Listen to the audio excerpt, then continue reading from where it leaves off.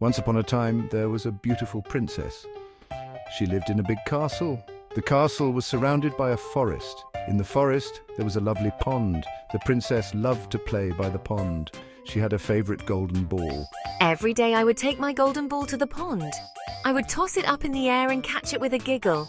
I loved how the sun made my golden ball sparkle. The pond was my favorite place to play. One sunny afternoon, the princess went to the pond. She was excited to play with her golden ball. She tossed it up high. The ball glinted in the sunlight. But this time, the princess didn't catch the ball. Oh, no. The golden ball went right into the pond. It sank below the water. I couldn't see it anymore. I was very sad. My beautiful golden ball was gone. What would I do? The princess sat by the pond. She started to cry. She cried and cried. Suddenly, she heard a voice. Ribbit, Ribbit, why are you crying, princess? The princess looked around. She saw a frog. The frog was sitting on a lily pad. I lost my golden ball. It's at the bottom of the pond. The frog smiled. I can get it for you, but will you promise me something? Yes, I promise anything. The frog dove into the pond. Splash! He disappeared under the water. The princess waited anxiously. A few moments later, the frog reappeared. He had the golden ball in his mouth. He swam back to the princess and gave it to her.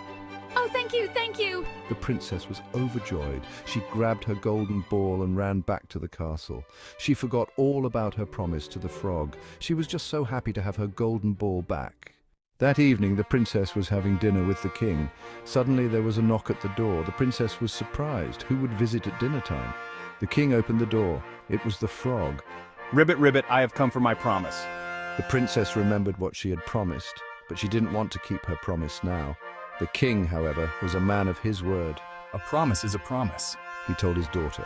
The princess had to keep her word. The princess let the frog into the castle.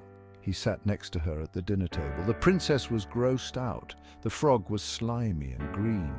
But the princess knew she had made a promise. She tried her best to be kind to the frog. Here, have some of my dinner. Suddenly, something amazing happened. The frog started to glow. When the light faded, the frog was gone. In his place was a handsome prince. Thank you for your kindness. It turned out the frog was under a spell. Only a kind act from the princess could break the spell. The princess and the prince fell in love and lived happily ever after.